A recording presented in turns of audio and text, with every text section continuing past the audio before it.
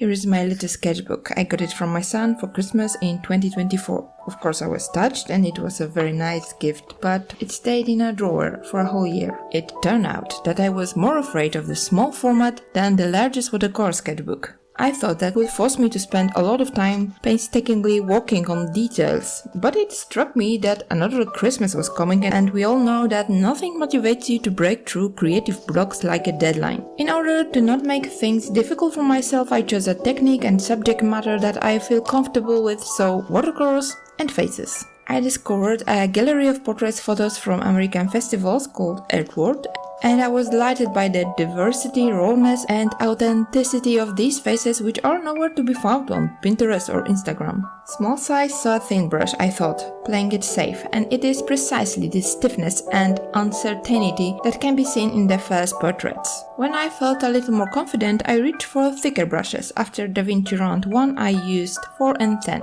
and I think then the magic happened. I was delighted by several things in the exercises on such a small format. First, the speed. The paint dries in the blink of an eye and a sketch can be completed in 5 to 10 minutes. No risk.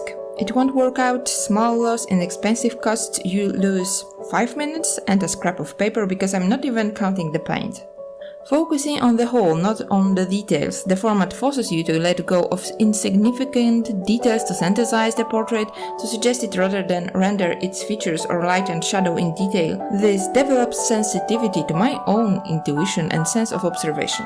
Thin brushes are mainly used for contours, while thicker ones force you to focus on larger shapes. The contrast between colors and their value is more important than their hues, which gives you plenty of room to play with unusual colors. The small area of operation forces you to practice precision in your brushstrokes, especially with the thicker brush.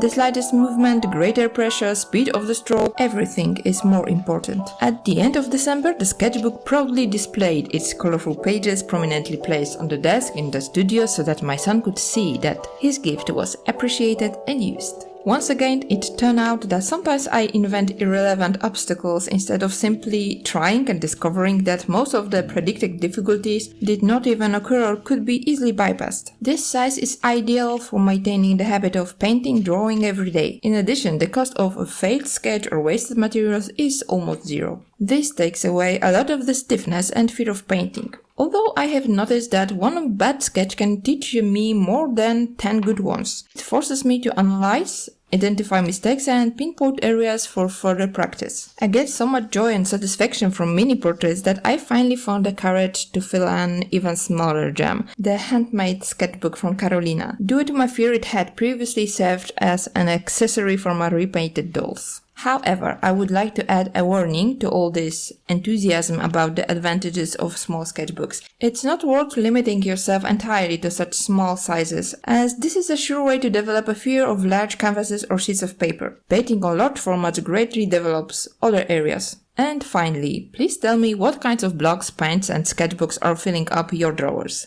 I still have quite a few of those myself.